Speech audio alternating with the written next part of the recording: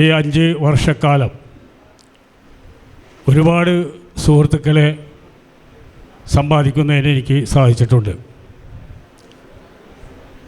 1986 പ്രവർത്തനം ആരംഭിച്ച Haji Moosa memorial high school old students അസോസിയേഷനിലെ ആ സ്കൂളിനെ സംബന്ധിച്ച് ഇവിടെ ബഹുമാനപ്പെട്ട ജനറൽ സെക്രട്ടറി അവതരിപ്പിച്ച റിപ്പോർട്ട് സത്യത്തിൽ വളരെ വേദനയോടുകൂടിയാണ് ആദ്യം ഞാൻ ശ്രവിച്ചത്.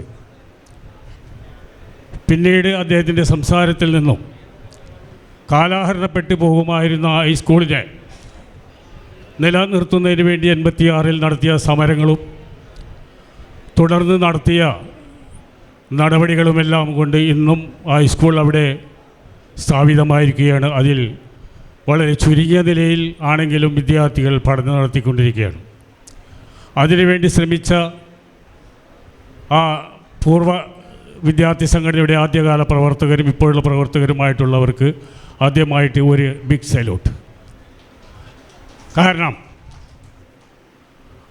നമുക്കറിയാവുന്നതാണ്, വിദ്യാഭ്യാസ മേഖലയിൽ വളരെയേറെ പിന്നോക്കം നിന്നിരുന്ന കാലഘട്ടവും ഇപ്പോഴുള്ള കാലഘട്ടവും തമ്മിൽ താരതമ്യപ്പെടുത്തുമ്പോൾ ഒരുപാട് വ്യത്യാസങ്ങളുണ്ട്. ഇന്ന് വിദ്യാഭ്യാസ രംഗത്ത് ഒരുപാട് കുട്ടികൾ കൂടുതലായി ഊർജ്ജസ്വലരെ വന്നുകൊണ്ടിരിക്കുന്ന കാലയളവാണ്. പഴയ കാലമല്ല. ഞാനൊക്കെ പഠിച്ചിരുന്ന കാലഘട്ടത്തിൽ 5ാം ക്ലാസ്സും 6ാം ക്ലാസ്സും 7ാം ക്ലാസ്സും കാര്യങ്ങൾക്കും വീട്ടിൽ നിന്ന് മതിയാക്കുന്നതുമായിട്ട് വിടും. ഇതാണ് അവസ്ഥ. ആ ഗതി